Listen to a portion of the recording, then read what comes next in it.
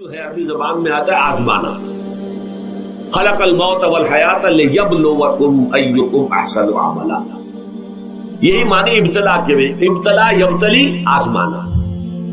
ابلا یبلی جو آتا ہے باب افعال سے, اس میں آتا ہے کسی کو کسی تکلیف میں ڈال کر اس کو نکھارنا, کہ اس کا جوہر نکھر جائے, اس کے اندر جو خیر ہے وہ اور چمک جائے, لوگوں کو بھی معلوم ہو جائے کہ یہ شخص اس مقام کا اہل ہے, اس کے اندر یہ صلاحیت ہے, اس میں یہ قوت موجود ہے.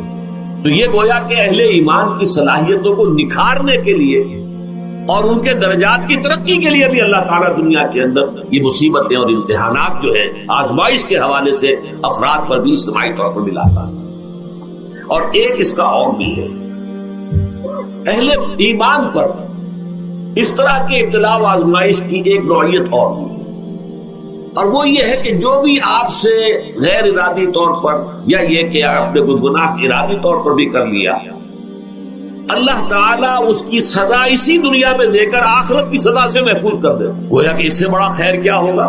یہاں کی سزا کیا ہے, جھیل لی آپ نے, بخار آ گیا, ٹانگ ٹوٹ گئی, چلیے 3 مہینے آپ بستر پر پڑے رہے نا, اور کیا ہوا, کچھ نہیں. لیکن یہ کہ آخرت کی سزا ملتی ہے بہت عظیم ہے.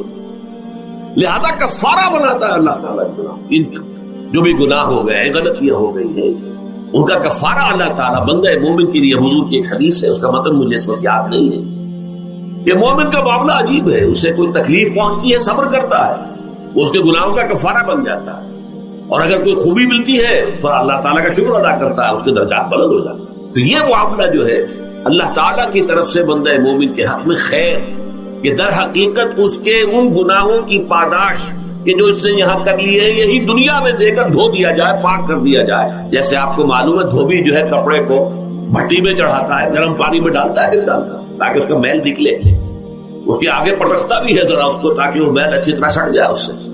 اسی طرح اگر دنیا میں ہمارے میل چھٹ جائیں, دنیا میں اگر ہمارے گناہ دھل جائیں, تو یہ بڑے نفع کا سودا ہے, بڑے نفع کا سودا ہے, بڑے نفع کا سودا ہے. اس اعتبار سے آپ غور کیجئے کہ اگر یہ حقائق ہمارے سامنے رہے تو کیا کوئی تکلیف دنیا کی ہمیں بھاری محسوس ہو.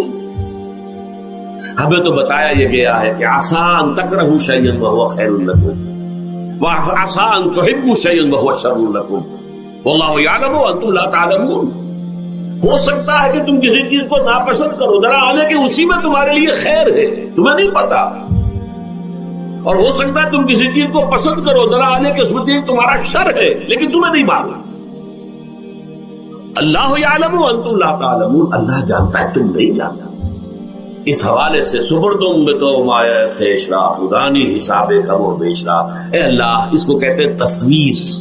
یہ سورہ تغابن کے 10 میں یہ تمام مضامین تفصیل سے آتے ہیں کہ ایمان کے جو باطنی ثمرات ہیں اس میں سب سے پہلے مقام رضا ہے, پھر تفویض, توکل ہے. آپ محنت کر رہے ہیں, محنت کر رہے ہیں, محنت کر رہے ہیں, نتیجہ نہیں نکلا. ایک نتیجہ یہ نکلے, ایک بچے نے بہت محنت کی, دن رات کام کیا, فیل ہو گیا امتحان.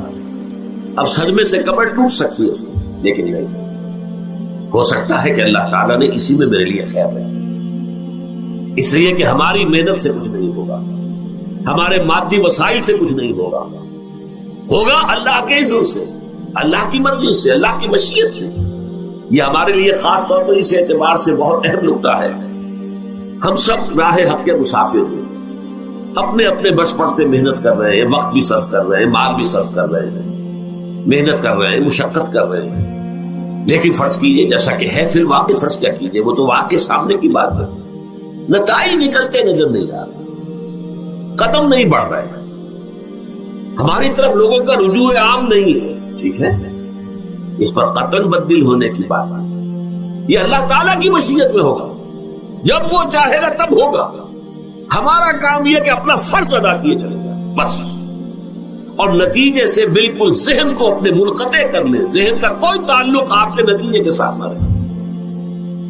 یہ جب تک کیفیت ہماری نہیں ہوگی, ہم اس راہ پر استقامت اور مدام اس پر محنت اور جد و جہد کرنا جو ہے وہ ہمارے لیے ممکن نہیں رہے گا. اس کے لیے میں اگر آپ کے سامنے رکھوں معاملہ کہ حضور صلی اللہ علیہ وسلم کے جو پہلے 10 برس ہیں, جب سے آپ کو آغاز ہوا ہے وحی کا,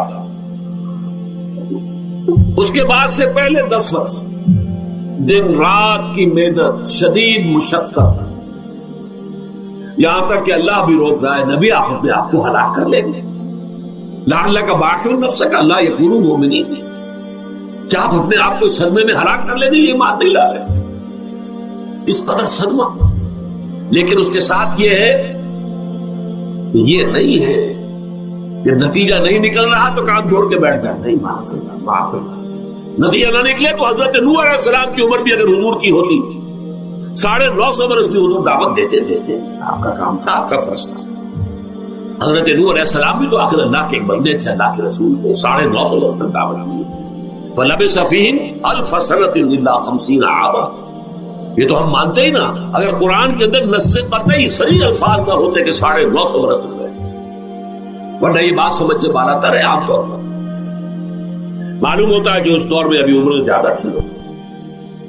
بہرحال جو میں نے عرض کیا تھا کہ دکھ جس سے انسان متاثر ہوتا ہے، اس کی ایک قسم وہ ہے کہ جو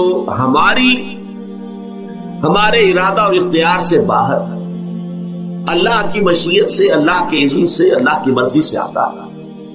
اس کے لیے ہمارا کام صرف برداشت ہے۔ جو شے بھی ہمیں برداشت کی صلاحیت عطا کر دے وہی اس کا علاج ہے۔ جیسے آپ کو معلوم ہے کہ بخار بہت تیز چڑھا ہوا ہے، اس کی دوا نہیں ہے اسپرین یا کوئی اور پیراسیٹامول، بخار کی شدت کو کم کر، وہ کوئی علاج نہیں ہے۔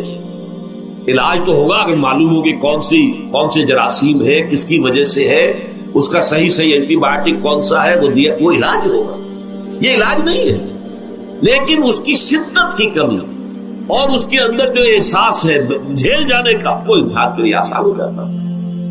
یہی مضمون آیا ہے سورہ حدید میں بھی، ما اصاب من مصیبت فی الارض ولا فی انفسکم، یہاں کھول دیا اس مضمون کو۔ میں نے عرض کیا تھا نا کہ یہ آفت سماوی بڑے پیمانے پر بھی ہو سکتی ہے، زمین میں یعنی زلزلہ آ گیا، فلڈ آ گیا، طوفان آ گیا، ولا فی انفسکم، خاص تمہاری جان میں، تمہیں بخار ہو گیا، تمہیں ٹی بی لگ گئی، تمہیں کوئی اور بیماری آ گئی، تمہیں کینسر ہو گیا، معاذ اللہ ہوتا ہے، آخر ہوتا ہے، دنیا میں انسانی زندگی کے ساتھ یہ ساری چیزیں لگی ہوئی ہیں۔ لیکن یہ چیزیں ما اصاب من مصیبت فی الارض ولا فی انفسکم، نہیں پڑتی تم پر کوئی پڑنے والی کوئی مصیبت، کوئی تکلیف، نہ پوری زمین میں بڑے پیمانے پر، نہ تمہاری جانوں میں انفرادی سطح پر، الا فی کتاب من قبل ان نبرأھا، مگر یہ کہ وہ تو ایک کتاب میں، کتاب اللہ کے علم کی کتاب، ام الکتاب، اس میں پہلے سے درج موجود ہے۔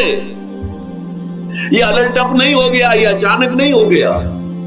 آپ اچانک سمجھتے ہیں کہ تھا میں تو جا رہا تھا، اچانک ٹرک نے آ کے مجھے دھکا مار دیا۔ اچانک کوئی شے یہاں نہیں ہوتی، اس کائنات میں پتہ تک نہیں ہلتا جب تک کہ اس نے رب نہ ہو۔ اچانک کا کیا سوال؟ در حقیقت جو ہوتا ہے وہ اللہ تعالیٰ کے علم میں پہلے سے ہے، علم کامل، ما کان وما یکون، جو کچھ ہوا ہے، جو کچھ ہوگا، مستقبل، ماضی، کل کا کل، آنے واحد میں اللہ کے علم میں موجود ہے۔ لہذا یہاں اچانک کچھ نہیں ہوتا، جو بھی آیا ہے اللہ کے علم سے آیا، اور یہ پہلے سے اللہ کے علم کے اندر موجود تھا، لکھا ہوا تھا، الا فی کتاب من قبل ان نبرأھا ان ذلک علی اللہ یسیر۔ یہ تمہیں تو مشکل نظر آئے گا لیکن اللہ پر بڑا آسان ہے، اللہ کا علم کامل، ما کانا ما یکون کو آدھی ہے، لیکن لا تاسوا علی ما فاتکم، تاکہ تم افسوس نہ کیا کرو ان چیزوں پر جو تم سے چھوٹ جائیں، جاتی رہے، چھن جائیں۔ کوئی موقع تھا ہاتھ سے نکل گیا، کوئی دولت تھی اس پر ڈاکہ پڑ گیا، کوئی اور مصیبت ہے وہ آ گئی، کوئی عزیز فوت ہو گیا، اکلوتا بیٹا تھا فوت ہو گیا، وغیرہ وغیرہ۔ ما فاتکم، فات سے ہی فوتیدگی ہے نا، جو شے بھی نکل جائے، چلی جائے، ہاتھ سے جاتی رہے، چاہے وہ کوئی آپ کا عزیز تھا جو فوت ہو گیا تو آپ کے ہاتھ سے نکل گیا، یا کوئی مال تھا جو آپ کے قبضے سے نکل گیا، ڈاکہ پڑ گیا، چوری ہو گئی، نقصان ہو گیا کاروبار میں بہت بڑا، اس پر افسوس نہ کیا کرو۔ اگر افسوس کرو گے تو اس کا مطلب کیا ہوگا کہ تمہیں اللہ پر اعتماد نہیں ہے، یا تم سمجھتے ہو کہ اللہ کے سوا بھی کوئی ہے جو یہ کام کر سکتا۔ کائنات میں تو ایک ہی کی مرضی چلتی ہے، وہ ہے اللہ۔ لہذا اگرچہ وہ کسی کے ذریعے سے تکلیف آپ کو پہنچی ہے، کسی نے آپ کو پتھر مارا ہے، وہ پتھر ہو سکتا ہے آپ کو نہ لگتا، لگ گیا ہے تو اللہ کے فیصلے سے لگا ہے، اس کا باپ بھی نہیں پتھر مار سکتا آپ کو اگر اللہ کا اذن نہ ہو. لہذا آپ پتھر مارنے والے کو بھی مجرم سمجھیے، ٹھیک ہے، اس سے بھی قصاص لینے کا آپ کو حق ہے، لیکن یہ جان لیجیے کہ جو آیا ہے پتھر وہ اذن رب سے آیا. اب ظاہر بات ہے کہ اگر یہ کیفیت ہوگی تو غصہ اتنا نہیں ہوگا اس شخص پر کہ جس نے یہ کام کیا ہے، بلکہ ہو سکتا ہے آدمی مسکرا کے رہ جائے. جیسے کہ وہ میں واقعہ سناتا رہا ہوں اپنے دروس میں کہ ایک درویش میرے ساتھ بھی جا رہا تھا، جو رب کرے سو ہو، جو رب کرے سو ہو، جو رب کرے سو ہو. کسی شخص نے پتھر اٹھا کر دے مارا، اس کے سر پہ لگ گیا کہ اس نے پیچھے پلٹ کر دیکھا کس نے مارا.